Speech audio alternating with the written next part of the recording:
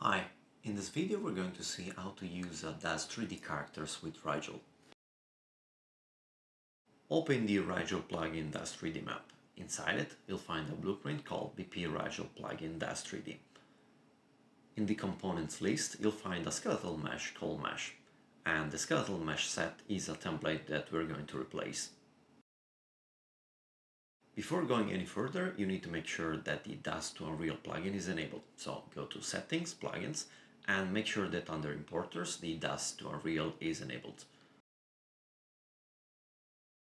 Then go to Settings, Project Settings, and scroll down until you'll find the plugins list.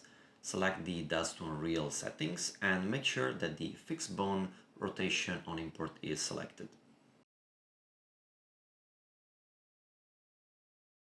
Open Daz Studio and select your character. In my case, I'm using the Genesis male character. Then go to File, Send To, and select Daz2Unreal.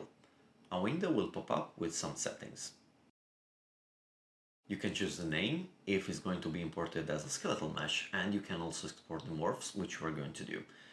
If you select Choose Morphs, you need to make sure that the head is selected, and as soon as you click inside the head, you will see that a bunch of names will pop up on the left window. You need to select all of them and choose Add to File Export.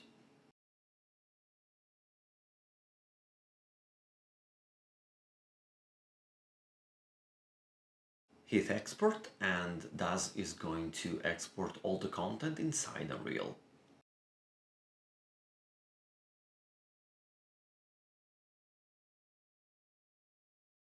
Now open the skeleton of your character.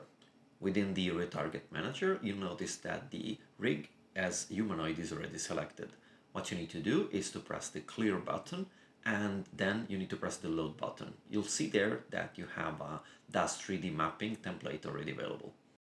In order for the IK to work on both the arms and the legs, we are going to create some virtual joints.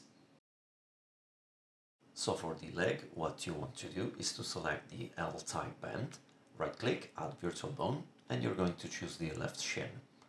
Once the virtual bone is being created, you right-click on it and you do add virtual bone, and you're going to choose the left foot.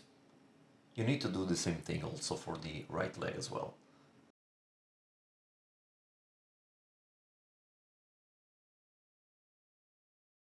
For the arm, the process is very similar. You're going to select the L shoulder band, add virtual bone, and you're going to choose the L forearm band. You select the same virtual bone and you're going to select add virtual bone left hand.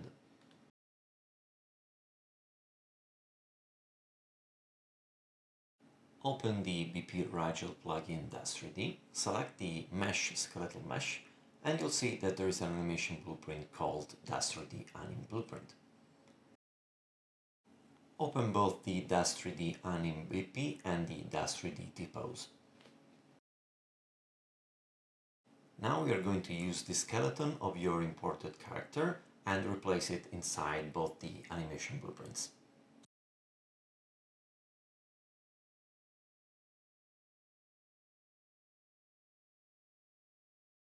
Select the skeleton, go inside the animation blueprints, and within the in-class settings, you need to replace the target skeleton. Do the same thing for both of them. Recompile and save, and you can close both animation blueprints.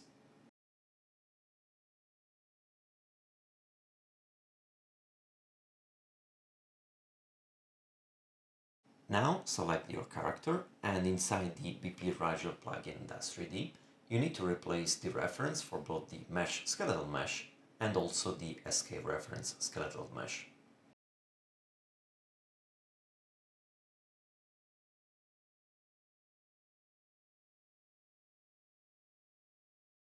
If you have an iPhone, you can use the LiveLink Face app in order to control the blend shape of your Daz3D character. So make sure to go under Window, LiveLink, and make sure that your iPhone is connected.